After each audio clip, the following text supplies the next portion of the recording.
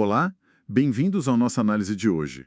Vamos mergulhar num texto bem interessante que olha para a história de Jó, especificamente a segunda provação dele. Isso mesmo. A fonte é um trecho chamado A Prova de Jó e a Natureza Humana. E a gente vai focar na parte A Síndrome de Jó 3. Legal. A ideia aqui é tentar entender como essa análise específica interpreta a reação humana quando o sofrimento chega no extremo, né? Talvez um pouco diferente do que a gente costuma ouvir. Exato. O texto meio que convida a gente a ver Jó não só como aquele símbolo de paciência, sabe? Mas como um estudo mesmo, sobre a nossa natureza diante da adversidade e questiona umas interpretações mais comuns. Vamos então desvendar isso. Vamos lá. O começo já é, nossa, intenso. Jó capítulo 2, ali pelos versículos 1 a 7. Depois de perder tudo, filhos, bens, Satanás recebe permissão para tocar na saúde dele. É pesado, o texto bíblico fala em chagas malignas, né? Desde a planta do pé até o alto da cabeça. Uma situação de dor física extrema, somada a tudo que ele já tinha perdido. Imagina. E é nesse ponto que a esposa dele chega e fala aquilo, né? Jó 2, versos 9 e 10. Basicamente, para ele amaldiçoar Deus e morrer. Pois é. E a resposta dele, que o texto da nossa fonte destaca, é aquela: temos recebido o bem de Deus e não receberíamos também o mal. E a Bíblia ainda diz, né? Em tudo isto não pecou Jó com seus lábios. Tá, mas aí que a análise que a gente está vendo começa a colocar uma lupa diferente, certo? É isso. Ela diferencia esse não pecar com os lábios. Isso. Diferencia do que a fonte chama de pecado fundamental. Aquela condição que, segundo essa visão teológica, separou o homem de Deus lá no início. Entendi. Então, não ter falado nada de errado naquele momento não significaria que, que estava tudo bem internamente. É isso? Exato. A fonte critica um pouco essa confusão, sabe? De achar que a ausência de um ato específico, como uma palavra, já resolve a questão mais profunda da condição humana.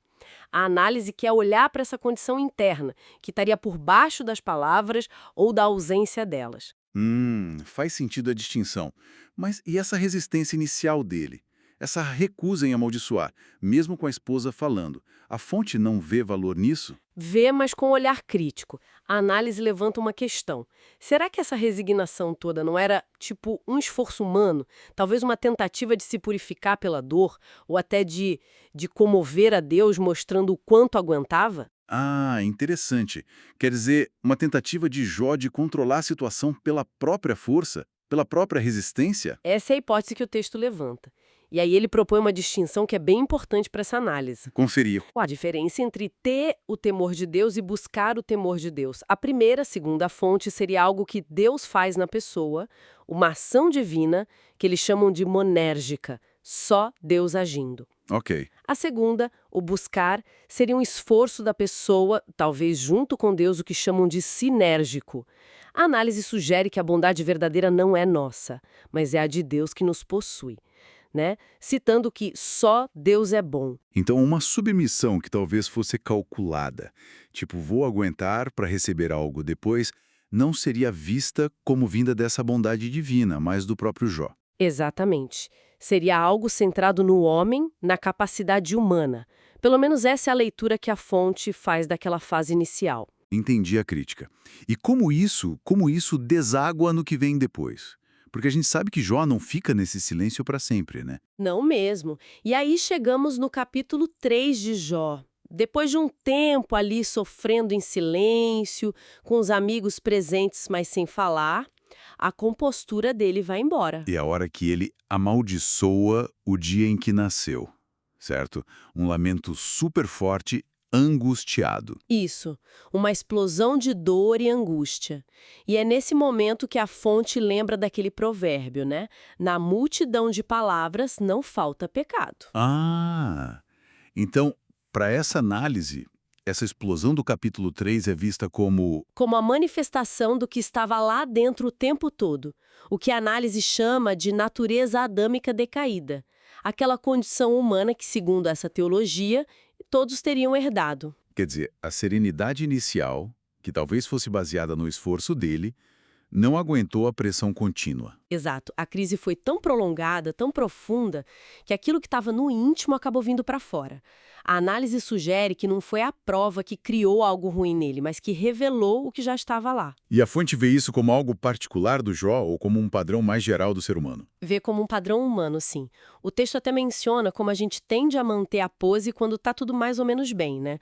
Mas quando a dificuldade aperta e não passa, aí pode surgir a desconfiança, a amargura. Aquilo que o amigo dele, o Elifaz, depois critica como a ira do louco ou o zelo do tolo. Isso, a análise conecta essa explosão de Jó com essa tendência humana de, no limite, revelar essa dificuldade em confiar quando o sofrimento parece não ter fim ou sentido. Então, no fundo, o que essa fonte está dizendo que a gente aprende com a aprovação de Jó? Olha, para essa leitura específica, a provação extrema de Jó funciona como um espelho, sabe? Ela não mostra só a capacidade humana de suportar a dor que Jó teve, inicialmente, mas mostra principalmente os limites dessa capacidade. E o que emerge quando esse limite é ultrapassado? Emerge o que a fonte entende como a nossa condição mais profunda. A explosão do capítulo 3, então, não seria só um momento de fraqueza, mas uma revelação dessa condição interior, dessa natureza que precisaria de algo além do esforço próprio. Entender.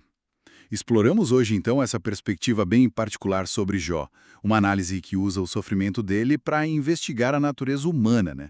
Indo além daquela imagem simples de paciência. Sim, vimos a diferença que a fonte faz entre atos e estado interno, a crítica a uma possível resignação baseada no esforço humano e como o ponto de ruptura, o capítulo 3, é interpretado como um momento de revelação importante. Deixa uma reflexão, né? Com certeza. A reflexão que essa leitura propõe é o que realmente define a integridade diante de Deus, segundo essa visão.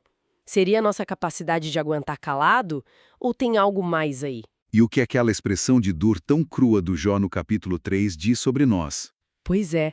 A fonte, é interessante notar, conclui a argumentação dela com aquela expressão em latim, sola fide, apontando para onde ela acha que está a resposta, unicamente na fé, não nas obras ou na resistência humana.